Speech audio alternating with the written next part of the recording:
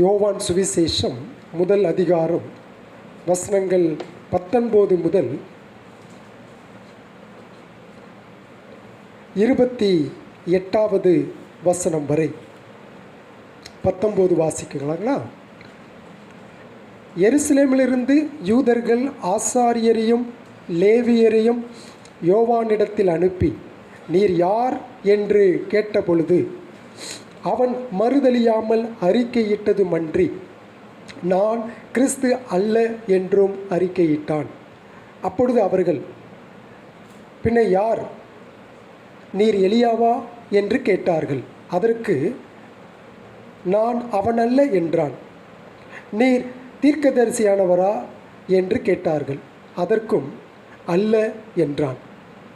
அவர்கள் பின்னும் அவனை நோக்கி, நீர் யார், எங்களை அனுப்பினவர்களுக்கு நாங்கள் உத்தரவு சொல்லும்படிக்கு உம்மை குறித்து என்ன சொல்லுகிறீர் என்று கேட்டார்கள். அதற்கு அவன், கர்த்தருக்கு வழியை செவ்வை பண்ணுங்கள் என்று ஏசாயா தீர்க்கதரிசி சொன்னபடியே நான் வனாந்தரத்திலே கூப்பிடுகிறவனுடைய சத்தமாயிருக்கிறேன் என்றான். அனுப்பப்பட்டவர்கள் பரிசேயராய் இருந்தார்கள். அவர்கள் அவனை நோக்கி, நீர் கிறிஸ்துவும் அல்ல, எலியாவும் அல்ல, தீர்க்கதரிசியானவரும் அல்லவென்றால் ஏன் ஞானஸ்நானம் கொடுக்கிறீர் என்று கேட்டார்கள். யோவான் அவர்களுக்கு பிரதியுத்தரமாக, நான் ஜலத்தினாலே ஞானஸ்நானம் கொடுக்கிறேன். நீங்கள் அறியாதிருக்கிற ஒருவர் உங்கள் நடுவிலே நிற்கிறார். அவர் எனக்கு பின்வந்தும் என்னிலும் மேன்மை உள்ளவர். அவருடைய பாதரட்சியின் வாரை அவிழ்ப்பதற்கும் நான் பாத்திரனல்ல என்றான். இவைகள் யோர்தானுக்கு அக்கரையில் யோவான் ஞானஸ்நானம் கொடுத்த பெத்தாபராவிலே நடந்தன. தொடர்ந்து இந்த யோவான் சுவிசேஷத்திலே முதல் அதிகாரத்திலே நாம் கிறிஸ்துவினுடைய தெய்வீகம், கிறிஸ்துவினுடைய மானுட பிறப்பு, கிறிஸ்துவினுடைய அவருடைய தெய்வீகத்தையும் மானுடத்தையும் இணைந்து ஒரே நபரில் இரண்டும் கலந்திருப்பதை குறித்து இப்படி வரிசையாக கிரமமாக அவர் சொல்லிட்டு வர்றார். எடுத்த எடுப்பில் யோவான் சுவிசேஷகன் இயேசுவை இந்த உலகத்திற்கு எப்படி அறிமுகப்படுத்துகிறார் அப்படின்னு சொன்னால், அவர் கடவுள், நித்தியமானவர், கடவுளாக இருந்தவர், வார்த்தையாக இருந்தவர் சொல்லி தான் அவர் ஆரம்பிக்கிறார். அப்படி ஆரம்பித்து ஒவ்வொன்றாக அவர் வருகின்ற பொழுது இப்போ நம்ம வாசிக்க கேட்ட இந்த 19லிருந்து 28 வரைக்கும் என்ன பார்க்குறோம் என்று சொன்னால், இந்த வாசித்த வசனங்கள் இந்த பரிசுத்த அப்போஸ்தலனாகிய யோவான் தமது சுவிசேஷத்தினுடைய சரித்திர பின்னணியோடு ஆரம்பிக்கிறார். இந்த பகுதியில் இதுக்கு பிறகுதான் யார் மினிஸ்ட்ரி ஆரம்பிக்கிறார்? இயேசு கிறிஸ்து. அவர் தமது ஊழியத்தை ஆரம்பிக்கிறதுக்கு சற்று முன்பதாக யோவான் ஸ்நானகன் ஊழியத்தை ஆரம்பிக்கிறார். அது மற்ற சுவிசேஷங்களில் நீங்கள் பார்த்தீங்கன்னா அது உங்களுக்கு புரியும். மத்தேயு, மார்க்கு, லூக்கா இவைகளையெல்லாம் நீங்கள் படித்து பார்த்தீங்கன்னு சொன்னால் இந்த பகுதியானது உங்களுக்கு இன்னும் தெளிவாக புரிய வரும். இயேசு ஆரம்பிக்கிறதுக்கு முன்பதாக தமது ஊழியத்தை, அதற்கு சற்று முன்னதாக இவர் ஊழியத்தை ஆரம்பிக்கிறார். அதை இந்த பகுதியிலே பார்க்கின்றோம். இப்போ இதுக்கு நம்ம என்ன ஒரு தலைப்பு கொடுக்கலாம்? The humility of John the Baptist, Yovan ஸ்நானகனுடைய தாழ்மை அப்படின்னு நம்ம தலைப்பு கொடுக்கலாம். ஏன்னா அவர் தன்னை ஊழியத்தில் எப்படியாக இருந்தார் என்ற வார்த்தைகளை கொண்டு தான் அவர் இந்த இடத்துல வெளிப்படுத்துவதை நாம் பார்க்கின்றோம். அதாவது இந்த பகுதியில் அவர் தாம் வாழ்ந்திருந்த அந்த நாட்களில் ஒரு யூத கூட்டத்தார் ஒரு சிலரை அனுப்பி, நீர் யார், அதை எங்களுக்கு தெளிவாக சொல்லும் அப்படின்னு சொல்லி கேட்குறாங்க. நீர் யார் என்று எங்களுக்கு தெரிய வேண்டும். நிச்சயமாக அவர் யாருன்னு அவங்களுக்கு தெரியும்.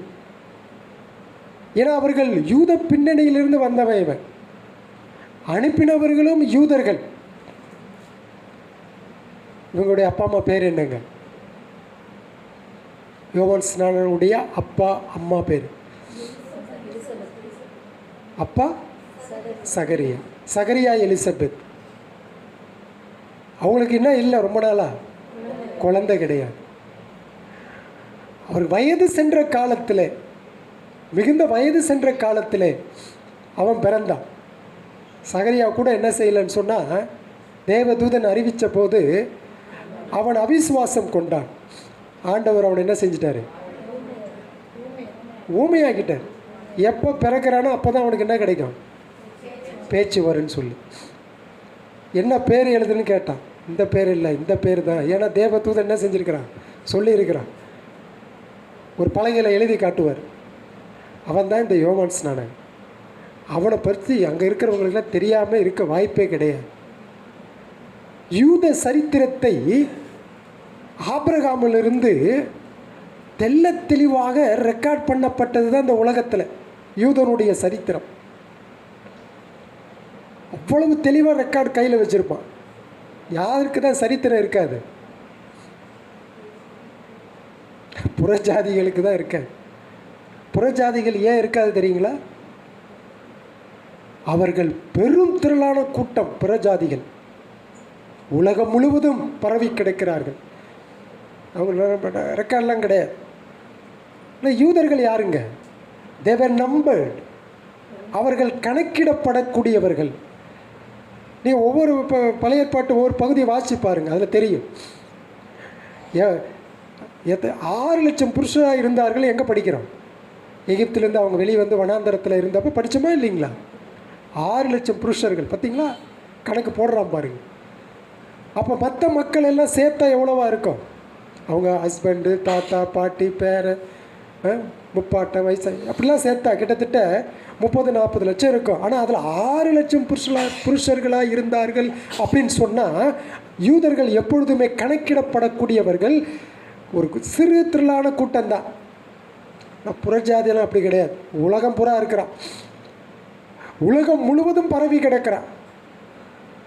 நம்மளுக்கெல்லாம் என்ன கிடையாது, கணக்கு கிடையாது. ஆனால் அவர்களுக்கு கணக்கு உண்டு, தெளிவாக தெரியும். ஆனால் நீ போய் அவங்கள போய் என்னன்னு கேட்டுவான்னு சொல்கிறானுங்க. அவர் யாருன்னு விசாரித்து வாப்பான்றான். எலியாவா? இல்லை. ஏன் தெரியுமா அவன் எலியாவான்னு கேட்டால், மல்கியாவிலையும் ஏசாயாவிலையும் சொல்லப்பட்டிருக்கிறது, வனாந்தரத்தில் கூப்பிடுடைய சத்தம் உண்டாகும்னு சொல்லி. அப்போ இவன் வனாந்தரத்துலலாம் பேசிகிட்டு இருக்கிறான். அப்போ இவன் எலியாவா இல்லை ஒரு தீர்க்கதரிசியா? தீர்க்கதரிசினா என்னது? வரப்போகிற காரியத்தை சொல்லக்கூடியது. கடவுள் சொல்கிறத அப்படியே சொல்கிறது தான் தீர்க்கதரிசி. அப்போ நீ தீர்க்கதரிசியாப்பா? இல்லை. அப்புறம் நீ என்னப்பா, யார் தான் நீ? எலியாவும் இல்லைன்ற, தீர்க்கதரிசியானவரா இல்லைன்ற, எங்களை அனுப்பினவருக்கு நாங்கள் போய் பதில் சொல்லணுமே. அனுப்ப வந்து கேட்டதில் யார் தெரியுங்களா? யார் கேட்டது? பரிசேயர்கள், லேவியர்கள். லேவிய வழியில் வந்த பரிசேயர்கள், ஆசாரிய வழியில் வந்த பரிசேயர்கள். முன்னாடி போட்டிருக்கு பாருங்கள். லேவியரையும் ஆசாரியரையும் யூதர்கள் யோவானிடத்தில் அனுப்பி. சரி, அப்போ இவங்களை யூதர்கள் அனுப்பினார் அப்படின்னு சொன்னால், இந்த யூதர்கள் யார்? யூதர்கள் அனுப்பினார்கள், நீங்கள் போய் கேட்டு வாங்கன்னு சொன்னால், அந்த யூதர்கள் யாருன்னு சொன்னால் மத தலைவர்கள். பழைய ஏற்பாட்டுக்கும் புதிய ஏற்பாட்டுக்கும் இடைப்பட்ட 400 வருட காலத்திலே உண்டானவர்கள் மத தலைவர்கள். அவங்கள ரொம்ப பெரிய ஆட்கள். கோர்ட்டே அவன் கையில் தான் இருக்கும், அவன் தான் தீர்ப்பு சொல்கிற ஆட்கள். அவ்வளவு பெரிய ஆட்கள் அவர்கள். இவங்களை பார்த்து என்ன செய்கிறான்? என்ன ஒருத்தன் வனாந்தரத்தில் கத்திக்கிட்டு இருக்கிறான், போய் என்னன்னு கேட்டுடுவாங்கய்யா. அவன் ஏசாயில் சொல்லப்பட்டவனா இல்லை மல்கியாவில் சொல்லப்பட்டவனா என்னன்னு நமக்கு ஒன்றும் புரியலையே, குழப்பமாக இருக்கேன். மத தலைவர்கள் இவர்களை பரிசேயர்களை அனுப்பி, நீங்கள் யாருன்னு போய் எங்களை அனுப்பினவர்களுக்கு நாங்கள் பதில் சொல்லணும். அப்போ தான் அவன் சொல்கிறான், உங்களுக்கு வேதம் தெரியுமா? நீங்கள் கடவுள் கொடுத்த அந்த வார்த்தை உங்கள் கையில் இருக்கு இல்லையா? நீங்கள் ஏசாயாவில் படிச்சிருப்பீங்களே, மல்கியாவில் படிச்சிருப்பீங்களே, அந்த ஏசாயா கூட சொல்லியிருக்கிறானே, வனாந்தரத்தில் கூப்பிடுகிறவருடைய சத்தம் இவன் தான் என்று படிச்சிருக்கிறீங்களே, அப்போ நான் இந்த இடத்துல வனாந்தரத்தில் நின்று கூப்பிடுகிறேன்னு சொன்னேன். அது ஏசாயாவில் சொல்லப்பட்ட அந்த தீர்க்க தரிசனம் நிறைவேறி கொண்டிருக்கிறது அப்படின்ற உங்களுக்கு புரியலையா, விலங்கலையான்னு திட்டுறான். அங்கே சொல்லப்பட்ட நபர் நான் தாயான்னு சொல்லி அவன் இந்த இடத்துல சொல்லுகின்றான். சொல்லிட்டு அவங்களுக்கு புரிஞ்சிச்சா? இவ்வளோ தூரம் யோவான் சொல்லி புரிஞ்சிச்சா? புரியவில்லை. என்னப்பா சொல்கிற, நீ கிறிஸ்து இல்லைன்ற, எலியாவும் இல்லைன்ற, தீர்க்கதரிசி இல்லைன்ற, பின்ன ஏன் ஞானஸ்தானம் கொடுக்குற? பின்ன எதுக்கு நீ ஞானஸ்தானம் கொடுத்துட்ருக்குற? மத்தேயு 3ஆம் அதிகாரத்தில் அவன் ஞானஸ்தானம் கொடுப்பதை நம்ம பார்க்குறோம். யாரெல்லாம் அவன் கையில் ஞானஸ்நானம் எடுத்தார்கள் என்ற அந்த பின்னணியை நாம் அந்த இடத்துல பார்க்கின்றோம். இதுதான் அதனுடைய இந்த யோவான் சுவிசேஷம் இயேசு கிறிஸ்து ஆரம்பிக்கிறதுக்கு முன்னாக இவன் ஆரம்பிக்கப்பட்ட அந்த பேக்ரவுண்டோடு நாம் ஆரம்பிக்கும். ஆக இந்த இடத்துல நம்ம என்ன பார்க்குறோம் அப்படின்னு சொன்னால், இயேசு கிறிஸ்து இந்த ஊழியத்தை ஆரம்பிப்பதற்கு சற்று முன்பதாக யோவான் ஸ்நானகனுடைய ஊழியமும் ஆரம்பிக்கப்படுகிறது. நான் ஏற்கனவே சொன்னது போல கிறிஸ்துவனுடைய தெய்வீகம், கிறிஸ்துவனுடைய மானுட பிறப்பு மற்றும் கிறிஸ்துவுக்கு சொல்லப்படுகின்ற மிக மகிமையான கணங்கள் ஆகிய எல்லாவற்றையும் யோவான் விவரித்த பிறகுதான் இந்த அப்போஸ்தலனாகிய யோவான் ஸ்நானகனை குறித்து சொல்லுகின்றார். ரெண்டு பேரும் ஒன்றும் இல்லை, வித்தியாசம். சரிங்களா? குழம்பிடாதீங்க. அப்போஸ்தலனாகிய யோவான் வேறு, இந்த யோவான் ஸ்நானகன் வேறு என்பதை நாம் பார்க்க வேண்டும். இப்போ நம்ம இங்கே என்ன பார்க்கிறோம், இந்த கிறிஸ்துவனுடைய ஊழியத்தின் நாட்கள் அவர் மனிதர்கள் மத்தியில் செய்தவைகளையும் சொன்னவைகளையும் குறித்து ஒரு தெளிவான ஒரு விவரங்களை இந்த இடத்துல நம்ம பார்க்க இருக்கின்றோம். ஆக மற்ற சுவிசேஷ எழுத்தாளர்களை போல பரிசுத்த யோவான் ஸ்நானகனுடைய அறிக்கை அல்லது அவர் என்ன சாட்சி கொடுக்கிறார் என்பதை இந்த பகுதியில் நம்ம படிக்கின்றோம். மத்தேயு 3, மார்க்கு 1, லூக்கா 3 இவைகளை எல்லாம் நீங்கள் படிச்சிங்கன்னா இந்த யோவான் ஸ்நானகனை பற்றிதான விவரங்களை நீங்கள் தெளிவாக நீங்கள் அவனை பற்றி தான டேட்டா எல்லாம் நீங்கள் கலெக்ட் பண்ணிக்கலாம். அப்போ இன்னும் கூடுதலான நமக்கு விவரங்களை நம்ம அறிந்து கொள்ள முடியும். சரிங்க, இப்போ இதில் என்ன, இந்த 19லேருந்து 28லேருந்து பார்த்தீங்கன்னா நிறைய இறையியல் காரியங்கள் இருக்குது, நிறைய விஷயங்கள் இருக்குது. நம்ம அதுக்கெல்லாம் போகாமல் ஒரு எளிமையான ஒரு ட்ரூத், ஒரு சிம்பிள் ட்ரூத், எளிமையான ஒரு சத்தியத்தை நம்ம கற்றுக்கொள்ள இருக்கிறோம். முதலாவதாக இங்கே என்ன பார்க்கிறோம் அப்படின்னு சொன்னால், நான் ஏற்கனவே சொன்னது போல் மெய்யான தாழ்மைக்கான ஓர் போதிக்கும் உதாரணத்தை கிறிஸ்தவர்களாகிய நாம் இந்த பகுதியில் முதலாவது கற்றுக்கொள்கிறோம். என்ன பாயிண்ட்டுங்க? தாழ்மைக்கான ஒரு போதிக்கும் உதாரணத்தை இந்த பகுதியில் நம்ம கற்றுக்கொள்கின்றோம். சரி, அந்த உதாரணத்துக்கு யார் எடுத்துக்காட்டு? யோவான் ஸ்நானகனே தான் எடுத்துக்காட்டு. ஏன்னா அவருடைய சாட்சி, அவருடைய அறிக்கையிலிருந்தே அதை நாம் பார்க்கிறோம். யோவான் ஸ்நானன் தேவனுடைய மிக ஒரு பெரிய பரிசுத்த ஒரு மனிதனாக அவன் காணப்பட்டான்.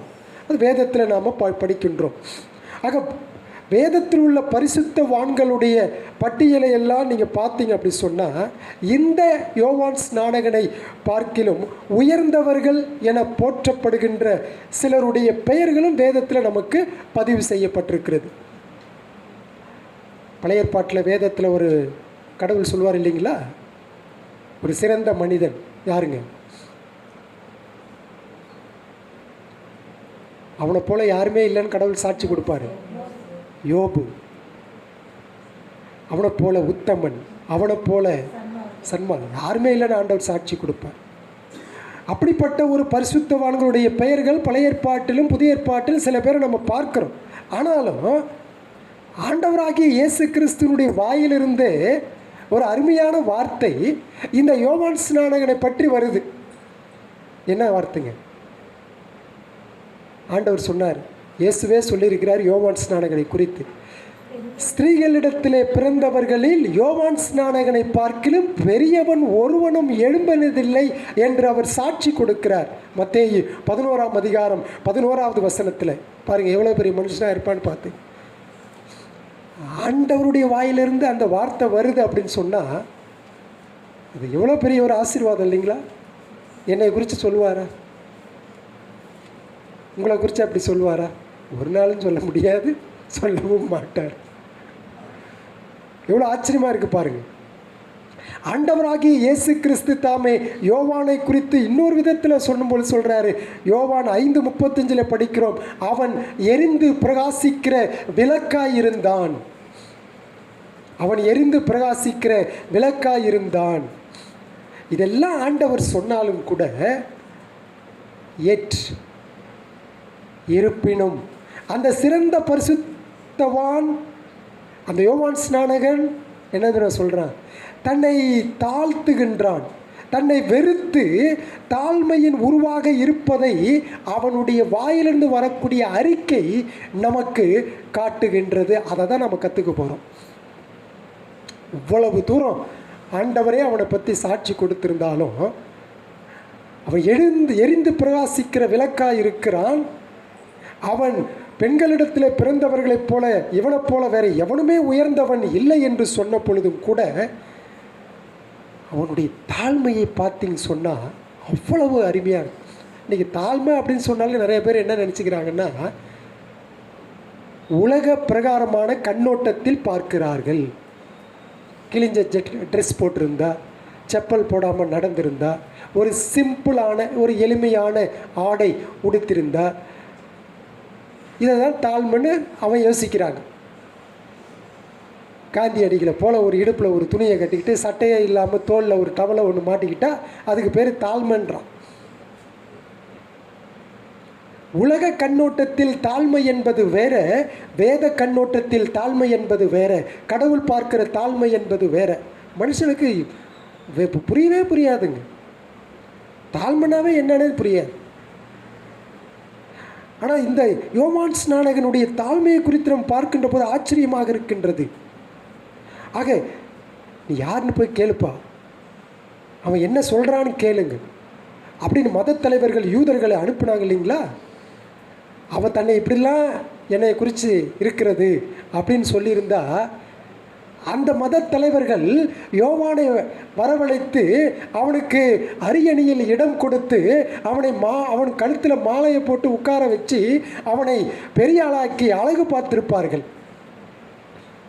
எருசலேமில் உள்ள மத தலைவர்கள் அவனை வரவழைத்து அவனுக்கு தேவையான எல்லா மரியாதையும் அவனுக்கு கொடுத்திருப்பாங்க. ஆனால் யோவான் ஸ்நானகன் அதையெல்லாம் விரும்பவில்லை. அதையெல்லாம் அவர் ஒதுக்கி தள்ளினார்.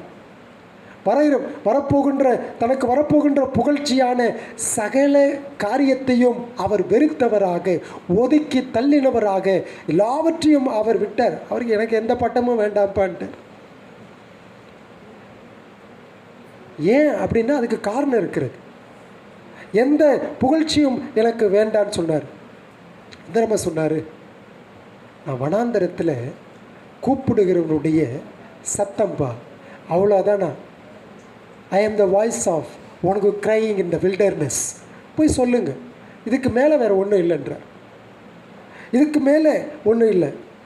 அடுத்து என்ன சொன்னார்? நான் ஜலத்தினால ஞான ஸ்நானம் கொடுக்குறேன். இந்த 2 தான்பா யோவான் ஸ்நானகன்னு போய் சொல்லுங்கன்றார். இதை தவிர்த்து வேறு எதுவுமே இல்லைன்ற. அவர் வனாந்தரன் சொல்கிறது என்ன தெரியுங்களா? ஆதாமினுடைய பாவ வீழ்ச்சியினாலே இந்த அதாவது கடவுள் பாவத்திற்கு முன்பதாக பசுமையாக சமாதானமாக கடவுள் வாசம் செய்கின்ற உலகமாக படைக்கப்பட்ட இந்த உலகம் ஆதாமினுடைய பாவத்தினாலே அது அனைத்தும் கேடாய் மாறிடுச்சு. அதாவது யோவான் ஸ்நானகன் லிட்ரலாக வனாந்தரன் சொன்ன புரிஞ்சு அப்படியே லிட்ரலாக எடுத்துக்காதீங்க, எழுத்துப்பூர்வமாக. அவர் ஒரு படத்தை, ஒரு இமேஜரியை கிரியேட் பண்ணி பேசுகிறார். இந்த உலகம் பாவம் என்கின்ற வனாந்தரத்திலே அலைந்து சிக்கி தவிக்கிறது. அந்த வனாந்தரத்திலே நான் கூப்பிடுகிறனுடைய சத்தம் தான் நான். மனம் திரும்புங்கள், பரலோக ராஜ்யம் சமீபமாக இருக்கிறது என்று. வனாந்தரத்தில் யார் குடியிருப்பா? என்னைக்கா யோசிச்சிருக்கீங்களா? அப்போ வனாந்தரத்தில் போய் அவன் யாருமே இல்லாத இடத்துல போய் மனம் திரும்புங்கள் பரலோகராஜ்யம் சமீபமாக இருக்கிறேன்னு சொன்னால் பார்க்குறவங்களாம் என்ன சொல்லுவாங்க? பைத்தியக்காரனாட்டிருக்கு, யாருமே குடியில்லை, வனாந்தரத்தில் போய் கத்திட்டு இருக்கிறான் சொல்லுவாங்களோ சொல்ல மாட்டாங்களா? அப்போ இவன் யார்கிட்ட வந்து பிரசங்கம் பண்ணான்? அப்படியே என்ன சொல்ல வராரு யோவான் ஸ்நானகன்? பாவத்தினால் இந்த உலகம் சீர்கேடாகி வனாந்தரமாக பாலுமாக கிடைக்கிறதுப்பா, பசுமையாகவே கிடையாது, செழுமையே கிடையாது. ஆகவே அப்படிப்பட்ட அந்த வனாந்தரத்திலே பாவத்தை குறித்து மனம் திரும்புதலை குறித்து செய்தி கொடுக்க வந்த ஒரு சாதாரண மனிதன், அவ்வளோதான். நீங்கள் லிட்ரலாக வனாந்தரம்னா எடுத்துக்காதீங்க, அது கிடையாது. இந்த இடத்துல ஒரு உருவகமாக சொல்லப்பட்ட ஒரு பதம். நான் ஞானஸ்நானம் கொடுக்குறேன், ஆனால் நான் ஜலத்தினால கொடுக்குறேன். நான் எனக்கு பின் வருகிறவரோ ஆவியினாலே கொடுப்பார். ஃபஸ்ட்டு ஆவினாலே கொடுப்பார், கடைசி காலத்தில் எப்படி கொடுப்பார்? இயேசு கிறிஸ்து கடைசி காலத்தில் எப்படி கொடுப்பார்? அக்கினியினாலே கொடுப்பார். நான் ஜலத்தினால கொடுக்குறேன், எனக்கு பின் வருகிறவர் ஆவியினால் கொடுப்பார். அவரே கடைசி காலத்தில் எப்படி கொடுப்பார்? அக்கினியினாலே. அப்படின்னா என்னதுங்க? விசுவாசியாதவர்களுக்கு நரக தண்டனை தான் இயேசு கிறிஸ்துவிடத்திலிருந்து வர்றது. அப்போ நான் வனாந்தரத்தில் கூப்பிடுவனுடைய சத்தம், அவ்வளோதான், முடிச்சுக்கிட்டாரு தன்னே. நீ என்ன வேணாலும் நினச்சிக்கப்பா, எங்கள் அப்பா பெரிய ஆள் தான், அம்மாவும் பெரிய ஆள் தான், ஆசாரிய பட்டத்தில் வந்தவங்க தான், தேவனுடைய ஆலயத்தில் பணி செய்தவங்க தான், அந்த ஆசாரிய வகுப்பில் வந்தவங்க தான், ஒரு பெரிய பாக்கியம் புண்ணியம் செஞ்சவங்க தான். So what? அதனால் என்ன? நான் பெரியவன் அல்ல. நான் வனாந்தரத்திலே கூப்பிடுவனுடைய சத்தம். ஆக யூதர்கள் மத்தியில் நிற்கிற ஒருவர் தன்னிலும் மேன்மை உள்ளவர், அவருடைய பாதரட்சியின் வாரை அவிழ்ப்பதற்கு நான் பாத்திரன் அல்ல என்று யோவான் தைரியமாய் சொல்கிறான். உங்கள் மத்தியில் ஒருத்தர் இருக்கிறாரு, அவருடைய பாதரட்சியினுடைய வாரை தொடர்றது கூட அவிழ்ப்பதற்கு கூட நான் என்ன இல்லைன்றார், பாத்திரவான் அல்ல. பாருங்கள், இது உலகம் கொடுக்குற தாழ்மைக்கும் வேதம் கொடுக்குற தாழ்மைக்கும் எவ்வளவு டிஃபரன்ஸ். எதையுமே நம்ம சுற்றி இருக்கிற இந்த உலக கண்ணோட்டத்தில் சிந்திக்காமல் எப்பொழுதும் வேத கண்ணோட்டத்தில் நானும் நீங்களும் சிந்திக்க பழக பேச வேண்டும். நம்ம சுற்றி எல்லாம் உலகத்தான் தான் இருப்பான். பெரிய பிரச்சனை தான். நாம் ஒன்று சொல்லுவோம், அவன் ஒன்று நினைப்பான். நம்ம சொல்கிறதுக்கே அவன் என்ன இடம் பிடி கொடுக்க மாட்டான். அது காரணம் என்னென்னா பாவம் தான். மாம்சத்தினுடைய காரியங்கள், மாம்சத்தினுடைய எண்ணங்கள். அப்போ அவர் தனக்கென்று மரியாதை தராமல் அந்த மரியாதையை வரப்போகிற கிறிஸ்துவுக்கு அவர் கொடுக்கிறார், கிறிஸ்துவுக்கு கொடுத்தார். கிறிஸ்துவை உயர்த்தி மகிமைப்படுத்துவதே அவருடைய ஊழியமாக இருந்துச்சு. அவருடைய ஊழியம் கிறிஸ்துவை மகிமைப்படுத்தினது. இப்போ இங்கே நான் நிற்கிறேன்னு சொன்னால் என்னுடைய ஊழியம் என்னவாக இருக்கணும்னா கிறிஸ்துவை மகிமைப்படுத்தணும். நீங்கள் விரும்புகிறீங்களோ விரும்பலையோ அது வேறு விஷயம். ஆனால் எனக்கு கொடுக்கப்பட்டது கர்த்தருடைய வார்த்தை. 66 புத்தகத்தில் என்ன சொல்லப்பட்டிருக்குதோ அதை சொல்லணும், கிறிஸ்துவை சொல்லணும். அதுதான் என்னுடைய வேலை, பிரதான பணியும் அதுதான். அப்போ அதை விட்டுட்டு என் சொந்த கதையும் சோக கதையும் நான் வந்து சொல்லிக்கிட்டு இருந்தா அப்போ நீங்கள் என்ன யோசிப்பீங்க?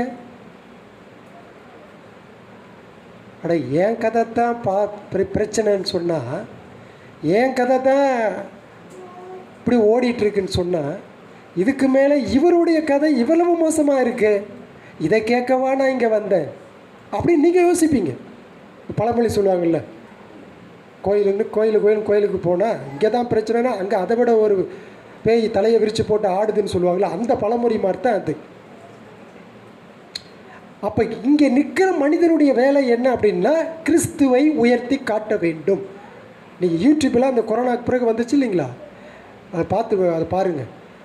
இந்த 2024க்கு எத்தனை தீர்க்க தரிசனம்!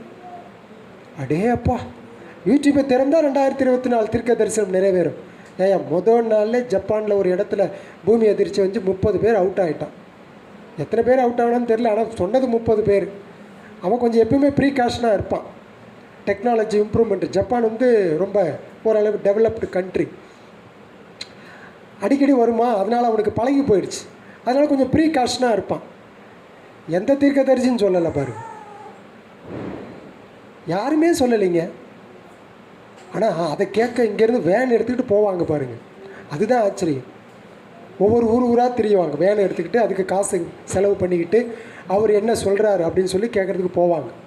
நான் என்ன சொல்ல வரேன் அப்படின்னா, கடவுளுடைய வார்த்தை உன் கையில் இருக்குப்பா, ஏன்பா நீ செலவு பண்ணிட்டு போகிற? உட்கார்ந்த இடத்துல உட்கார்ந்து படிச்சுன்னா உன்னோட கடவுள் பேசுகிறார், அதுவே கர்த்தருடைய வார்த்தை. நீ அது உன்னோடத்துல பேசும் பொழுது ஆண்டவர் உன்னோட கூட பேசி கொண்டிருக்கிறார். உன் கையில் ஆண்டவர் ரிட்டன் ரெவலேஷன் ஆஃப் காட் கடவுள் கொடுத்துருக்கிறாரு. அந்த வார்த்தையை படிச்சுக்கப்பா, அது எவ்வளவு ஆசீர்வாதமாக உனக்கு இருக்குன்னு சொன்னால் அது அவனுக்கு ரொம்ப கஷ்டம். இருந்த இடத்துல இருந்து ஜெபம் பண்ண ஜெபம் பண்ண மாட்டான். அவன் வேலை எடுத்துகிட்டு எங்கேயாவது போய் ஜெபம் பண்ணிட்டு வந்தால் தான் அவனுக்கு திருப்தி, மனுஷனுக்கு திருப்தி. இருந்த இடத்துல இருந்து அவனுக்கு ஜெபம் பண்ணதுக்கு வராது. ஏன்னா இங்கே தனியாக உட்காந்துட்டு இப்படியே ஒரு மாதிரி போர் அடிக்குது. டெய்லியும் எங்கேயாவது ஒரு வித்தியாசமான ஒரு இடத்துக்கு போனால் தான் அது நம்முடைய ப்ரீ கன்சீவ்டு ஐடியாஸ், நம்முடைய மைண்டில் இருக்கிற ப்ரீ கன்சீவ்டு ஐடியாஸ். ஆனால் உண்மை என்ன தெரியுங்களா? எல்வின் உட்கார்ப்பா, உண்மை என்ன தெரியுங்களா? இந்த யோவான் ஸ்நானகன் கிறிஸ்துவை மகிமைப்படுத்துவதே அவருடைய ஊழியத்தின் முற்றுமுடிய உறுதியாக இருந்தார். அப்படின்னா திருச்சபையில், அதாவது சபையில் எல்லா காலத்திலும் உள்ள சிறந்த பரிசுத்தவான்கள் அனைவரும் பரிசுத்த யோவானின் தாழ்மையுள்ள ஆவியையே எப்பொழுதும் கொண்டிருந்தார்கள் அப்படின்னு சபை சரித்திரத்தில் நாம் படிக்கிறோம். சபை சரித்திரத்தில் படிக்கிறோம். அதாவது சபை சரித்திரத்தில் எத்தனையோ பரிசுத்தவான்கள் தாழ்மை உள்ளவர்களாக இருந்திருக்கிறாங்க. உங்களுக்கு நிறைய பேர் தெரியாது, எனக்கு ஒரு சிலர் தெரியும், படிச்சிருக்கிறேன் பயோகிராஃபிஸ். அவர்களுடைய தாழ்மையெல்லாம் பார்த்தீங்கன்னா அரும்பெரும் காரியங்களை இந்த உலகத்தில் செஞ்சுருப்பாங்க, பயங்கரமான காரியங்கள் செஞ்சுருப்பாங்க. அதெல்லாம் படிக்கும்போது எனக்கு வெக்கமாக தான் இருக்கும். பெரும் காரியங்கள் செஞ்சுருப்பாங்க. ஆனால் மரித்த பிறகு பார்த்தீங்கன்னா அவங்க கல்லறையில் எதையுமே எழுதாதீங்கன்னு சொல்லிவிடுவாங்க. நான் ஒரு மண் புழு, கடவுளுடைய கரத்தில் விழுந்து விட்டேன், அவ்வளோதான். அதுக்கு வாசிக்கும் போதெல்லாம் நமக்கு உடம்பு சிலிக்குமா இல்லைங்களா? வில்லியம் கேரி எவ்வளோ காரியம் செஞ்சுருக்கிறார், 1 2 3. அவருடைய கல்லறையில், வெஸ்ட் பெங்காலில் அவருடைய கல்லறையில் தான் இருக்கு. ரொம்ப ஆச்சரியமாக இருக்கும். இந்தியா அந்த காலத்தில் அந்த ஆங்கிலேயர்கள் ஆட்சி செய்தப்போ அந்த கவர்மெண்ட்டே அசைச்சு முடித்தவர். ஒரு வெள்ளைக்காரன் நம்ம ஊருக்கு வந்து 33 மொழியில் 12 மொழியில் முழு வேதாகமும் மற்ற சில மொழியில் புதிய ஏற்பாடும் மொழிபெயர்ச்சிருக்கிறாருன்னு பார்த்துங்க, எவ்வளோ பெரிய ஒரு சாதனை அது. டிஎல்ஸில் இருந்து வந்த சீகன் பால் ஐயர் ஒரு குறுகிய காலத்தில் தமிழ் வேதத்தையே நமக்கு எழுதி கொடுத்துட்டு போனார். எவ்வளோ பெரிய மனுஷன். அவருடைய கலரில் என்ன இருக்குன்னு பாருங்கள், போய் பார்த்துட்டு வந்தேன். ஆச்சரியமான வாக்கியங்கள், ஆச்சரியமான வாக்கியங்கள். அந்த இடத்துக்கு போயிட்டு வந்தோம். அதெல்லாம் தாழ்மைக்கு அவ்வளவு ஒரு தாழ்மைங்க. இப்படி பல பரிசுத்தவான்களை நம்ம படிச்சுட்டு தான் இருக்கிறோம். ஆனால் நம்மக்கிட்ட ஒன்றுமே கிடையாது. ஆனால் நம்ம என்ன செஞ்சுக்கிறோம்? பெருமை கொள்கிறோம். என்கிட்ட ஒன்றுமே கிடையாது, உங்ககிட்டையும் ஒன்றும் கிடையாது. ஆனால் நம்முடைய நினைவுகள், நம்முடைய எண்ணங்கள், நம்முடைய சிந்தனைகள், நம்முடைய செயல்கள் இதற்கு ஆப்போசிட்டாக இருக்கிறது. ஆக இப்போ சபை சரித்திரத்திலே படிக்கிறோம். அவர்கள் வரங்கள் கொண்டிருந்தார்கள், அறிவு கொண்டிருந்தார்கள். பொதுவான குணாதிசயங்களில் அவர்கள் மாறுபட்டவர்களாய் காணப்பட்டாலும் அவர்கள் எல்லோரும் ஒரு விஷயத்தில் ஒற்றுமையாக இருந்தார்கள். சபை சரித்திரத்தில் பரிசுத்தவான்கள் எதில் ஒற்றுமையாக இருந்தார்கள்? அந்த தாழ்மையில், கிறிஸ்துவின் தாழ்மையில் ஒற்றுமையாக இருந்தார்கள். அதனால தான் பேதுரு சொல்கிறார் தன்னுடைய நிருபத்தில் 1 பேதுரு 5ஆம் அதிகாரம் 5வது வசனத்தில், தாழ்மையை ஆடையாய் எப்பொழுதும் அணிந்து கொண்டிருங்கள் சொல்கிறார். ஆடையாய் அணிந்து கொள்ளுங்கள். அப்படிப்பட்ட பரிசுத்தவான்கள் தங்களுக்கென்று எப்பொழுதும் என்ன செய்யவே இல்லைங்க, கனத்தை அவர்கள் ஒரு பொழுதும் தேடவே இல்லை. அவங்களை தேடி வந்த பொழுதும் கூட அதை அவர்கள் விரும்பவில்லை. அதுதான் உண்மை. தங்களை குறித்து அவர்கள் குறைவாகவே எண்ணினார். இன்றைக்கி மனுஷன் என்ன சொல்கிறான், நான் பெர்ஃபெக்ட், என்கிட்ட எந்த குற்றமும் நீ பார்க்க முடியாது. ஆனால் மற்றவங்க எல்லாரும் என்ன செஞ்சிட்ருப்பாங்க, மற்றவங்க எல்லாரும் என்ன செய்வாங்க, குற்றம் சொல்லிகிட்டே இருப்பான். தன்னுடைய முதுகை அவன் பார்ப்பதில்லை எப்பொழுதும். தன்னுடைய கண்களில் இருக்கிற உத்திரத்தை அவன் பார்ப்பதில்லை. மற்றவர்களை எப்பொழுதும் குறை சொல்லிக்கொண்டு தன்னை ஒரு பெர்ஃபெக்டாகவே பார்க்கக்கூடிய நிலை கிறிஸ்தவத்தில் இருக்கிறது.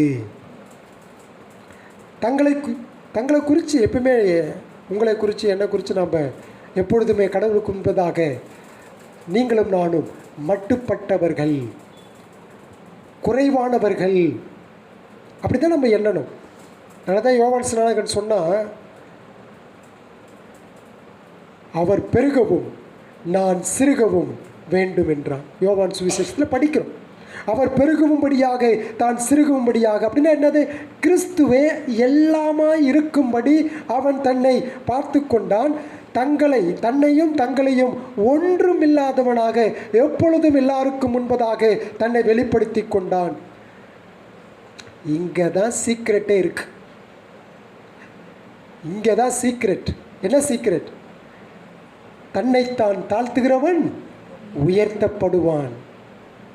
அப்போ இந்த யோவான் ஸ்நானகன் ஆனாலும் சரி, சபை சரித்திரத்தில் ஆனாலும் சரி, தன்னை தாழ்த்தினவர்கள், தங்களை பிரசித்தப்படுத்தாதவர்களை, ஒருவேளை உலகம் அவர்களை அறியாமலும் கனப்படுத்தாமலும் இருக்கலாம், ஆனால் கிறிஸ்து அவர்களை என்ன செய்வாராம், உயர்த்தினார். கிறிஸ்து அவர்களை கனப்படுத்தினார். கிறிஸ்து அவர்களை உயர்த்தினார். அதான் சீக்ரெட். அதை தான் இந்த இடத்துல படிக்கின்றோம். தன்னைத்தான் தாழ்த்துகிறவன் உயர்த்தப்படுவான். லூக்கா 14:11 இருக்கிறது. ஆனால் இந்த சீஷர்கள் பார்த்தீங்க அப்படி சொன்னால், மத்தேயு மார்க் 9ஆம் அதிகாரத்தில் பார்த்தீங்க அப்படி சொன்னால், 12 சீஷர்களும் இயேசு கிறிஸ்துவோட இப்படியே நடந்து வந்துட்டுருப்பாங்க. இயேசு கிறிஸ்து அப்படி முன்னாடி போவார், பின்னாடி 12 பேரும் சண்டை போட்டுட்ருப்பாங்க. யார் அவங்க 12 பேர்? யார்? இயேசுவின் சீஷர்கள். மாம்சத்தில் என்னை போல உங்களைப் போல இருந்தவர்கள். அவங்கெல்லாம் சண்டை போட்டிருக்கிறாங்க. என்ன சண்டை போட்டிருக்காங்கன்னா, 12 பேரில் யார் பெரியவன்? Who is the great among 12? 12 பேரில் யார் பெரியவன்? எல்லாருமே என்ன செய்கிறாங்க, நான் பெரியவன், நீ பெரியவன், நான் பெரியவன், நீ பெரியவன். அப்போ இயேசு கிறிஸ்து அதை கண்டு காணாமல் மாதிரியே இருந்தார். அப்புறம் ஒரு இடத்துல வந்த உடனே, ஆமாம் வழியில் வந்துட்டு இருந்தோமே, உங்களுக்குள்ள என்ன பிரச்சனை நடந்துச்சு? யார் பெரியவன் என்று தங்களுக்குள்ளே விவாதம் பண்ணினார்கள். நான் சொல்லட்டோமா யார் பெரியவர்கள் சொல்லி? யாருக்கெல்லாம் நீங்கள் வேலைக்காரனாக இருந்து செயல்படுகிறீர்களோ அவர்களே பெரியவன். யாருக்கெல்லாம் நீங்கள் வேலைக்காரனாக இருக்க விரும்புகிறீர்களோ அவர்களே பெரியவன்ட்டார். இந்த அப்போஸ்தலர்களை பார்த்து சொல்கிறார், 12 சீஷர்களை பார்த்து சொல்கிறார், நீங்கள் யார் வேலையாளாக இருக்க பார்க்குறீங்கப்பா, பெரிய ஆளாக இருக்காதீங்கன்றார். அப்படின்னா வேலையாள்னா என்ன அர்த்தம்? ஆங்கிலத்தில் சர்வன்ட்ஸ்ன்னு போட்டிருக்கு. ஒரிஜினல் லாங்குவேஜில் டூலோஸ் என்ற வார்த்தை பயன்படுத்தப்பட்டிருக்கிறது. அப்படின்னு சொன்னால் என்ன அர்த்தம்னு சொன்னால், பணிவிடையாளனுக்கெல்லாம் பணிவிடையாளன், வேலைக்காரனுக்கெல்லாம் வேலைக்காரன். அந்த வார்த்தை தான் அதனுடைய அர்த்தம். அதை தான் யோவான் ஸ்நானகன் இந்த இடத்துல செய்தார். தாழ்மையை கொண்டிருந்தார். மெய் கிறிஸ்தவத்தை உடையவர்களாக இருக்க நீங்களும் நானும் விரும்பினால் என்ன செய்யணும்? இப்படிப்பட்ட இந்த யோவான் ஸ்நானகனிடம் இருந்த தாழ்மையின் சிந்தை என்னிலும் உங்களிலும் உருவாக வேண்டும். கிறிஸ்து இயேசுவில் உள்ள சிந்தையே உங்களில் காணப்பட கடவுள்னு சொல்லி பிலிப்பியர் 2:5 நாம் படிக்கிறோம். நாம் தாழ்மையை கற்றுக்கொள்ள வேண்டும். இந்த கிருபையை கொண்டு நாம் துவங்குவோமானால் மீட்கப்படுவோம். நம்ம ரட்சிக்கப்பட்டுட்டோம், அதனால் நமக்கு பிரச்சனை இல்லை. ரட்சிக்கப்படாதவன் எப்பயுமே என்ன செய்ய மாட்டான்? தாழ்மைப்படவே மாட்டான். இல்லையே, நிறைய பேர் உதவி செய்கிறாங்க, நிறைய பேர் தாழ்மையாக வாழ்ந்துட்டுருக்காங்க, சமுதாயத்தில் ஏழை எளியோருக்கு உதவி செய்கிறாங்க, கஷ்ட நேரத்தில் உதவுறாங்க, சாப்பாடு கொடுக்குறாங்க, என்னென்னமோ செய்கிறாங்களே, அப்போ அதை என்னத்தை சொல்கிறது அப்படின்னு சொல்லி நம்ம யோசிக்கிறோம். பக்கத்தில் இருக்கிறவங்களாம் கூட உதவி செய்வார்கள், அவசரத்துக்கோ எதுக்கோ உதவி செய்கிறாங்கன்னு வச்சுக்கோங்க. அதுக்கு பேர் தாழ்மைங்களா? தாழ்மை கிடையாது. நான் ஏற்கனவே சொன்னது போல், எது தாழ்மை தெரியுங்களா? வேதத்தின்படி எது தாழ்மைங்க? நீங்களே சொல்லுங்க பாருங்க. வேதத்தின்படி ஒரு மனிதன் அவன் தன்னை தாழ்த்துகிறான்னு சொன்னால் என்ன, எப்படி சொல்கிறது?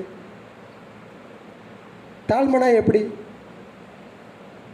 எல்லாரும் சொல்கிறத சொல்லாதீங்க, வேதம் சொல்கிறத சொல்லணும். வேதம் என்ன சொல்லி கொடுக்கிறது தாழ்மைன்னா? இல்லை என்ன சொல்லியிருக்கணுமே, எவன் தன்னை கடவுளுக்கு முன்பதாக பாவின் என்ற வார்த்தையை உண்மையான இருதயத்தோடு அறிக்கை செய்கிறான் பார்த்தீங்களா, அதுதான் வேதத்தின்படி தாழ்மை. ஆனால் மனுஷன் சொல்லுவான்னு நினைக்கிறீங்களா? சொல்லவே மாட்டான். மற்றதை கூட சொல்லிடுவாங்க, மற்ற எல்லாவற்றையும் சொல்லிடுவாங்க, ஆனால் பாவின்னு சொல்ல மாட்டான். அதுக்கு தான் ஆண்டவர் லூக்கா 18 நினைக்கிறேன் சொன்னாரா இல்லைங்களா? 2 பேர் ஜெபம் பண்ண ஆலயத்துக்கு போனாங்க. ஒருத்தவன், நான் இவனை போல இல்லை, நான் வாரத்தில் 2 தடவை உபவாசிக்கிறேன், ஏழைகளுக்கு கொடுக்குறேன், அன்னதானம் பண்ணுறேன், இதை பண்ணுறேன், அதை பண்ணுறேன்னு சொல்லி ஒரு பெரிய லிஸ்ட்டு போட்டான். ஆனால் ஆயக்காரன் என்ன செஞ்சான்? அந்த கடவுளை பார்ப்பதற்கு கூட தகுதியற்றவனாய் தன்னுடைய மார்பிலே கையை வச்சு கொண்டு அந்த பரலோகத்தை பார்ப்பதற்கு கூட தகுதியற்றவன் என்று சொல்லி, ஆண்டவரே இந்த பாவியாக என் மீது கிருபையாயிரும், அவ்வளோதான் சொன்னான். வேறு எதுலாம் ஒரு பெரிய ஸ்டேட்மெண்ட்லாம் அங்கே கிடையாது. O Lord have mercy on me, அவ்வளோதான், முடிஞ்சு போச்சு. இப்போ ஆண்டவர் சொன்னார், அவனல்ல இவனே நீதிமானாக்கப்பட்டு ஆசீர்வதிக்கப்பட்டு போனான்னு சொல்லி. கோயிலுக்குள்ளே போனவன் நீதிமான் கிடையாது, கோயிலுக்கு வெளியே இருந்தவன் நீதிமான். நீ எங்கேயாவது பார்த்துருக்கீங்களா? நீ எத்தனை பேர் கோயிலுக்குள்ளே இருக்கிறான்? கூட்டம் அலம் மோதுதான் இல்லைங்களா? ஆலயத்துக்குள் இருப்பதினால் நீங்களும் நானும் நீதிமான் அல்ல. என்னுடைய அறிக்கையின் அடிப்படையிலே நான் கடவுளுக்கு முன்பதாக எப்படி நீதிமான் என்று அவரால் நான் அறிக்கையிடப்படுகிறேனா என்பது தான் முக்கியம். எல்லோரும் தான் கோயிலுக்கு போகிறாங்க. 6 மணிக்கு போகிறவங்க இருக்கான், 8 மணிக்கு போகிறவங்க இருக்கிறான், 10 மணிக்கு போகிறவங்க இருக்கிறான். நான் எல்லாரும் நீதிமான்கள் அல்ல. மனுஷனுடைய எண்ணம் இவ்வளவு கேடாக இருக்கு பாரு. அவன் தன்னை பாவின்னு சொல்கிறதுக்கு அவ்வளவு கஷ்டப்படுறான். இயேசு கிறிஸ்து பாவிகளுக்காக தன்னை அடையாளப்படுத்தி கொண்ட ஒரு இரட்சகர், ஒரு மீட்பர், ஒரு ஆண்டவர், ஒரு தேவன் கூட அவனுக்கு தெரிய வரல பாருங்க. இதெல்லாம் நம்ம சிந்திச்சு பார்த்தோம் அப்படின்னு சொன்னால் நம்மளாம் என்னங்க, ஒன்றுமே கிடையாது. we are nothing. நம்மளாம் ஒன்றுமே கிடையாது. உண்மையிலே நம்ம ஒன்றும் கிடையாது, எல்லாம் ஆண்டவர். அதை தான் இந்த இடத்துல படிக்கிறோம். நம்மை பாவிகள் என்று எண்ணும் வரை என் உள்ளத்திலோ உங்கள் உள்ளத்திலோ அல்லது சபைக்கு போகிற மக்கள் உள்ளத்திலோ ஒரு மெய் கிறிஸ்தவம் ஒரு பொழுதும் காணப்படாது. பரிசுத்தவான்கள் அனைவரும் இந்த கிருபையை பின்பற்றி இதை நம்ம என்ன செஞ்சிடக்கூடாது, உதாசீனப்படுத்தக்கூடாது. நான் ஏற்கனவே சொல்லியிருக்கிறேன், இந்த பேப்டிஸ்டுக்காரங்க தான் எப்போ பார்த்தாலும் பாவி பாவி பாவின்னு சொல்லிட்டு இருக்கிறேன், இவனுக்கு வேறு வேலையே இல்லையா? எத்தனை பேர் சொல்லியிருக்கிறேன், எத்தனையோ பேர் சொல்லியிருக்கிறாங்க, என்கிட்டே கேட்டிருக்கிறாங்க, என்ன ரட்சிக்கப்பட்டேன்னு சொல்கிறீங்க, அப்படின்னா தினமும் பாவி பாவின்னு ஜெபம் பண்ணுறீங்க. ஐயா, நான் ரட்சிக்கப்பட்டது உண்மை தான், செத்து போனால் பரலோகம் போயிடும் அடுத்த செகண்ட், உண்மை தான். ஆனால் நான் இந்த பாவத்தின் எச்சம் என்னில் இன்னும் இருக்கிறபடியினாலே நான் என்னை தகுதியற்றவனாக உணர்கிறதுனால தான் அந்த வார்த்தை வருது, இல்லாட்டினா எனக்கு ஏன் வருது? ஆக பரிசுத்தவான்களுடைய வாயிலிருந்து தினசரியாக வர வேண்டிய வார்த்தை இது. ஆண்டவரே, பாவியாக என் மீது கிருபையாயிரும். அதுதான் பரிசுத்தவான்கள் அனைவரும் இந்த கிருபையை பின்பற்ற வேண்டும். என்னது? தாழ்மை. அப்படின்னா பாவி. உலகத்தான் சொல்லவே மாட்டான், உலகத்தான் ஒருபோதும் சொல்ல மாட்டான். கிறிஸ்தவர்களே சொல்லாத பட்சத்தில் உலகத்தான் எங்கே சொல்ல போகிறான்? அதுதானே பிரச்சனை. ஆக தேவனுடைய அனைத்து பிள்ளைகளுக்கும், இந்த உலகத்தில் இருக்கிற எல்லா கடவுளுடைய பிள்ளைகளுக்கும் ஒருவேளை வரங்கள் இல்லாமல் இருக்கலாம், அல்லது பணம் இல்லாமல் இருக்கலாம், அல்லது ஊழியக்காரர்கள் சொல்லிக் கொள்கிற அவர்களுக்கு ஊழியம் செய்ய நேரம் இல்லாமல் இருக்கலாம், அல்லது நானோ நீங்களோ மற்றவர்களுக்கு பிரயோஜனம் இல்லாதவர்களாக இருக்கலாம். இவைகளெல்லாம் இல்லாமல் இருந்தாலும் எல்லாருக்கும் ஒரு குணாதிசயம் இருக்கு, கட்டாயம் இருக்கும். அது பரிசுத்த ஆவியானவர் கொடுக்கின்ற கிருபையின் ஆசீர்வாதம், தாழ்மை. பணம் இல்லாமல் இருக்கலாம், வசதி இல்லாமல் இருக்கலாம், வரங்கள் இல்லாமல் இருக்கலாம், எது வேண்டுமானாலும் இல்லாமல் இருக்கலாம். ஆனால் பரிசுத்த ஆவியானவர் தாழ்மையை கொடுக்கிறார். ஆக இந்த கிருபையே எல்லாவற்றை பார்க்கிலும் ஒரு பரிசுத்த ஆவியினிடத்திலிருந்து புறப்பட்டு வருகிற ஒரு அழகான பியூட்டிஃபுல் ஃப்ரூட்ஸ், கனி. என்னதுங்க? தாழ்மை. யோவான் ஸ்நானகிட்ட அது இருந்துச்சு. கிறிஸ்துவனுடைய நியாயசனத்திற்கு முன்பாக நிற்கும் போதே தாழ்மையின் அவசியத்தை நாம் அதிகமாக உணர வேண்டும். அப்போதான் உங்களுடைய முழு வாழ்வும் பூரணமற்ற காரியங்களின் நீண்ட பட்டியலாய் காணப்படும். எவ்வளோ தூரம் நம்ம பயனற்றவர்களாக இருக்கிறோம், எவ்வளோ தூரம் நம்ம பின்தங்கி இருக்கிறோம் என்பதை உணர வைப்பது தாழ்மை தான். இந்த தாழ்மை குறித்து மார்ட்டின் லூத்தர் ஒன்று சொன்னார். மார்ட்டின் லூத்தர், நான் தாழ்மையாக இருக்கிறேன், தாழ்மையாக இருக்கிறேன், தாழ்மையாக இருக்கேன்னு நினச்சி நினச்சி நினச்சி அவருக்கு என்ன வந்துடுச்சு? பெருமை வந்துடுச்சு. ஸோ அதுலேயும் கவனமாக இருக்கணும். நான் தாழ்மையாக இருக்கிறேன், தாழ்மையாக இருக்கிறேன், தாழ்மையாக இருக்கிறேன் என்ன செஞ்சிடக்கூடாது. அதில் அவர் பெருமைப்பட்டார். சபை சரித்திரத்திலே அகஸ்டின் சொன்ன இல்லைங்களா, ஒரு கிறிஸ்தவனுக்கு காணப்பட வேண்டிய 3 குண லட்சணங்கள். 1 தாழ்மை, 2வது தாழ்மை, 3வது தாழ்மை. அகஸ்டினா தான் சொன்னார். அவர் சபை சரித்திரத்தில் 3ஆம் 4ஆம் நூற்றாண்டு திருச்சபையின் பிதா அவர். கிறிஸ்துவே எல்லாவுமா இருக்கிறார். இந்த புதிய வருஷத்தில் நம்ம பிரவேசித்திருக்கிற நம்ம 2024 இந்த யோவான் ஸ்நானகனுடைய தன்மை இந்த உலகத்தில் இருக்கிற ஒவ்வொரு ஊழியக்காரனுக்கும் அவசியம், எனக்கு அவசியம், உங்களுக்கு விசுவாசிகளாக இருக்கிற உங்களுக்கு அவசியம். நேரம் ஆயிடுச்சுனால வேகமாக அடுத்த பாயிண்ட்டு. 2வதாக இந்த பகுதியில் நம்ம கற்றுக்கொள்வது என்ன அப்படின்னு சொன்னால், ரொம்ப ஆச்சரியமான ஒரு விஷயம். இந்த மனமாற்றமடையாத ஜனங்களின் குருட்டுத்தனத்திற்கான ஒரு துக்ககரமான உதாரணத்தையும் இந்த பகுதியில் 2வதாக பார்க்கிறோம்.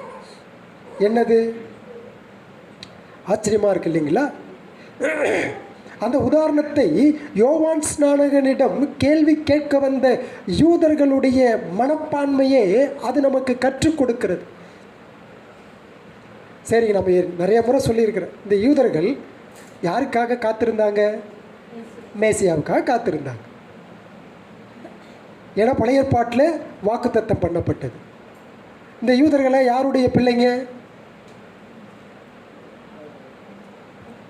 யாருடைய பிள்ளைங்க சொல்லுங்க? ஆபிரகாமுடைய பிள்ளைங்க. ஏன்னா அவர் தானே தகப்பன், இஸ்ரவேலுக்கு தகப்பன் அவர் தானே. இவங்கெல்லாம் ஆபிரகாமுடைய பிள்ளைகள். ஆபிரகாமோடு, ஈசாக்கோடு, யாக்கோப்போடு கடவுள் என்ன பண்ணார்? உடன்படிக்கை பண்ணினார். அப்போ உடன்படிக்கையின் பிள்ளைகள். இவர்கள் உடன்படிக்கை பிள்ளைகளாக அதற்கு சொந்தக்காரர்களாக இருந்தார்கள். அதில் தான் இந்த யூதர்கள் இந்த யோவான் ஸ்நானக காலத்திலும் சரி, இயேசு கிறிஸ்து வாழ்ந்த காலத்திலும் சரி, இந்த யூதர்கள் என்ன செஞ்சாங்க? அதில் பெருமை கொண்டார்கள். அதில் தான் பெருமை கொண்டார். அவர்கள் நியாயப்பிரமாணத்திலே பற்றுதலாக இருந்தார்கள். தங்கள் தேவனை குறித்து பெருமை பாராட்டினார்கள். தேவனுடைய சித்தத்தை அறிந்து அவருடைய வாக்குத்தத்தங்களை விசுவாசிப்பவர்களாய் அவர்கள் தங்களை அறிவித்தார்கள். என்ன சொல்ல, ஒரு கட்டத்தில் என்ன சொல்லிட்டான், இந்த உலகத்துக்கு கடவுளை நாங்கள் தான் காட்டக்கூடியவங்க, ஒழுங்காக இருந்துக்கிட்டான். அவ்வளவும் பெருமை கொண்டான். ஏன்னா நாங்கள் அவ்வளவு சாக்கியம் பாக்கியம் பெற்ற ஜனங்கள்ட்டான். மற்றவர்கள் அவன் என்ன சொன்னான்? மற்றவர்களை புறஜாதியை பார்த்து அவன் என்ன சொன்னான்? நாய்கள்னு சொன்னான். அதான் யூதனுடைய எண்ணப்பாடு மற்றவர்களை குறித்து. ஆண்டவர் நேர்மை பண்ணார். ஆண்டவர் நேர்மை சொன்னார், குருடர்களுக்கு வழிகாட்டிகளே அப்படின்னார். blind leads the blind, then both will be fall into the pit. குருடர்களுக்கு வழிகாட்டினால் என்ன நடக்கும்? பள்ளத்தில் தான் 2 பேரும் போய் விழ போகிறான். அப்படின்னா ஆண்டவர் என்ன சொல்கிறார்? நீ ஆபிரகாம் பிள்ளையாக இருக்கலாம், ஓகே. நீ உடன்படிக்கையின் பிள்ளைகளாக இருக்கலாம், ஓகே. உனக்கு தகப்பன் ஆபிரகாம் இருக்கலாம், ஓகே. நீ என்னை வணங்கலான்னு சொல்லியிருக்கலாம், ஓகே. ஆனால் அந்த உண்மையான அந்த இருதயத்தின் தாழ்மை, அந்த இருதயத்தின் எண்ணம் இல்லையப்பா. எப்படி சொல்கிறாரு அப்படின்னு சொன்னால், அவர்கள் அந்தகாரத்தில் இருந்தார்கள், அவருடைய ஆத்துமாக்கள் முழுமையாய் இருளில் காணப்பட்டது. எப்படி சொல்கிறாரு பாருங்கள், நான் வாசிக்கிற அந்த வசனத்தை பாருங்கள். 26வது வசனத்தில் சொல்கிறாரு, நீங்கள் அறியாதிருக்கிற ஒருவர் உங்கள் நடுவிலே, சொல்லுங்க, நீங்கள் அறியாதிருக்கிற ஒருவர் உங்கள் நடுவிலே நிற்கிறார். உங்கள் நடுவில் ஒருத்தர் இருக்கிறாரு, ஆனால் உங்களுக்கு என்ன செய்யலை? அது தெரியல, அறியலை. அதான் பிரச்சனை. உங்கள் நடுவில் வாசம் செய்கிற ஒருத்தர், உங்கள் நடுவில் உங்களோடு கூட என்றென்றுமா இருக்கிற ஒருத்தர் இருக்கிறார். அவரை பற்றிய சிந்தையை உங்களுக்கு இடத்துல என்ன இல்லை? இல்லை, அறியாமல் இருக்கிறீர்கள். அவர்களை பார்த்து அதான் யோவான் ஸ்நானகன் சொல்கிறான், வாக்குத்தத்தம் பண்ணப்பட்ட கிறிஸ்து தாமே அவர்கள் மத்தியில் இருந்த பொழுது அவர்கள் அவரை அறியவும் இல்லை, காணவும் இல்லை, ஏற்றுக்கொள்ளவும் இல்லை, அங்கீகரிக்கவும் இல்லை, விசுவாசிக்கவும் இல்லை. இதில் வருத்தத்துக்குரிய விஷயம் என்ன அப்படின்னு சொன்னால், பெரும் திரளான ஜனங்கள் ஒருபோதுமே அவரை அறியப்போவதில்லை. அதான் விஷயம். ஒருத்தர் சொன்னார், ஏங்க 3000 பேர் கூடுற இடத்துல எப்படிங்க நீங்கள் கடவுள் இல்லைன்னு சொல்கிறீங்க? 3000 பேர் கூடுறானே. தப்பாக எடுத்துக்காதீங்க. திருப்பதியில் எத்தனை பேர் கூடுறாங்க? திருப்பதியில் எத்தனை பேர்? லட்சக்கணக்கான மக்கள். அப்போ அது உண்மையா? எதை வைத்து எடை போட வேண்டும் என்பதை வேதத்தின் அடிப்படையில் நாம் கற்றுக்கொள்ள வேண்டும். ஒட்டுமொத்தமாக எல்லா சபையும் நான் குற்றம் சாடலை, இது என்னுடைய வேலையும் கிடையாது. என்ன சொல்ல வர அப்படின்னு சொன்னால், ஒருத்தர் ஜென்ரல் திங்க் பண்ணும் பொழுது எங்கே கூட்டம் அதிகமாக இருக்கோ அதுதான் சபை, அதுதான் அப்படின்னு சொல்கிறாங்க. ஆனால் என்னை பொறுத்தவரையில் அது கிடையாது. ஒரு நாள் நீங்கள் நினைக்கலாம், இங்கே கொஞ்சமாக இருக்கிறதுனால நான் இதுக்கு சப்போர்ட் பண்ணுறேன்னு நினச்சிக்காதீங்க. எனக்கு இதே மாதிரி 10 மடங்கு கூட்டம் வந்தால் கூட எனக்கு என்னது? சந்தோஷம்தான், மகிழ்ச்சி தான். ஏன்னா சத்தியத்தை வாஞ்சிக்கிற, சத்தியத்தை நேசிக்கிற, சத்தியத்தை பின்பற்றுகிற பலாயிரம் மக்கள் வந்தாலும் எனக்கு ஆசை தான். அதுக்கு நான் ஆண்டவருக்கு முதலாவது நன்றி சொல்ல கடமைப்பட்டிருக்கிறேன். இத்தோட போதும், இத்தோட திருப்தி பட்டுலாம் எனக்கு கிடையவே கிடையாது. அதிகரிக்கணும் தான் எனக்கு ஆசை. ஆனால் மக்கள் சிந்தனை தவறுன்னு சொல்ல வர, எதை வைத்து கூட்டம் இருக்கிற இடத்துல அங்கு கடவுள் இருக்கிறான்னு சொல்லி. யூதர்களுக்கு பெரும் திரளான கூட்டம் இருந்துச்சு. இயேசு கிறிஸ்து செய்யாத அற்புதமாங்க அவர் செய்யாத அடையாளமாங்க, அதை பார்த்துமே என்ன செஞ்சிட்டான்? அவரை விசுவாசிக்கலையே. ஏங்க டெலிபரேட்டாக செத்து நாரி போய் கெட்டு போயிருந்த 3 நாள் நாரி போயிருந்த லாசரஸை கடவுள் உயிரோடு எழுப்பி அந்த அவர்கள் யூதர்கள் மத்தியில் உட்கார வச்சு பேசி கொண்டிருக்கிறாரு. கடைசியாக எல்லா யூதர்களும் ஆறுதல் சொல்ல வந்துட்டு மார்த்தாளுக்கு மரியாளுக்கும் அங்கே போயிட்டு என்ன பண்ணுறான், பிளான் பண்ணுறான், இவரை எப்படி கொல்லலாம் என்று. ஆனால் பழைய ஏற்பாட்டில் சொல்லப்பட்ட மேசியா இவர் தான்பா. ஏசாயா 40ஆம் அதிகாரத்தில் சொல்லப்பட்ட வாக்குத்தத்தம் பண்ணப்பட்ட மேசியா இவர் தான்பா. இவரை விசுவாசிக்கிறன்ற புத்தி எவனுக்காவது வந்துச்சா? வரலையே. அவரை எப்படி கொலை செய்யலாம்?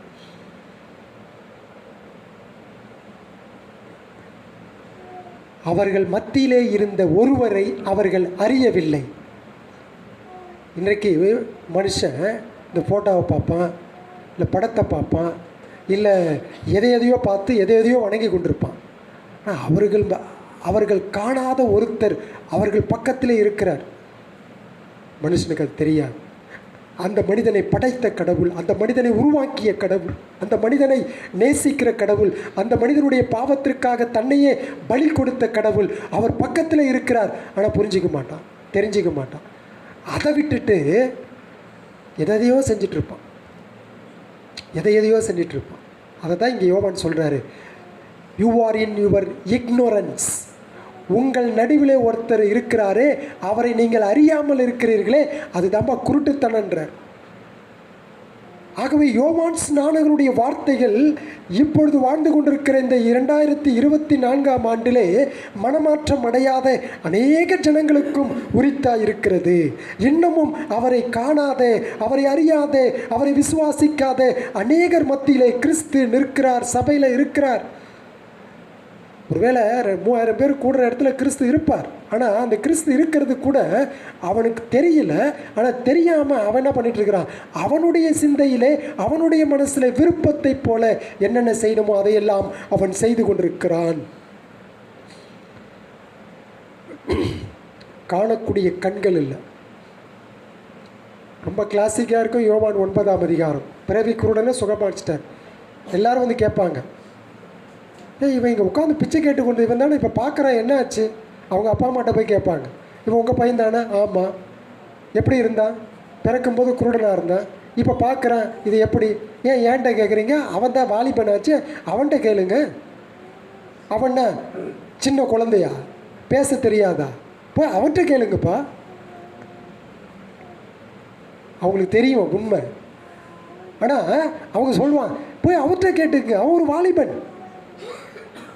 உடனே அவன்கிட்ட கேட்பாங்க, என்னப்பா நீ பிறவி கூடனா? ஆமாம். இப்போ பார்க்குறியா? பார்க்குறேன். எப்படி? எனக்கு தெரியாது, ஒருத்தர் வந்தார் என்னை சுகப்படுத்தினார், தட்ஸ் ஆல்.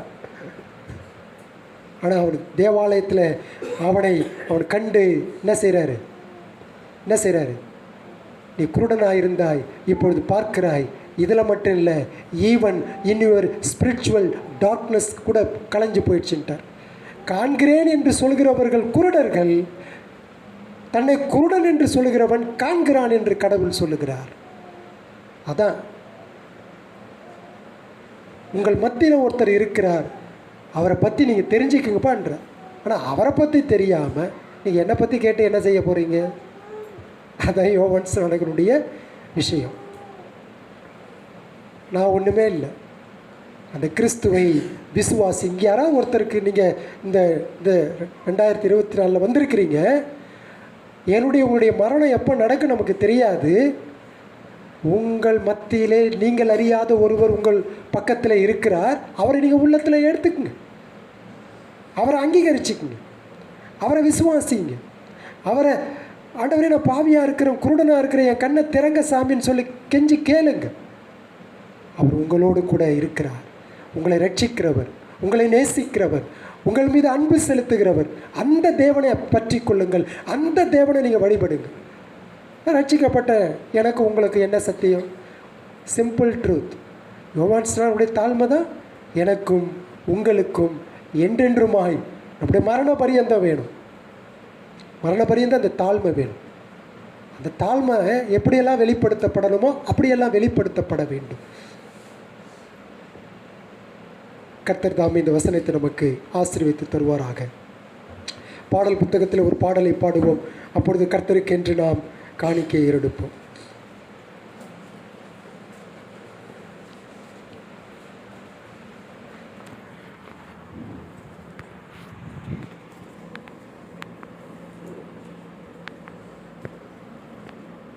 பாடல் புஸ்தகத்திலே 320வது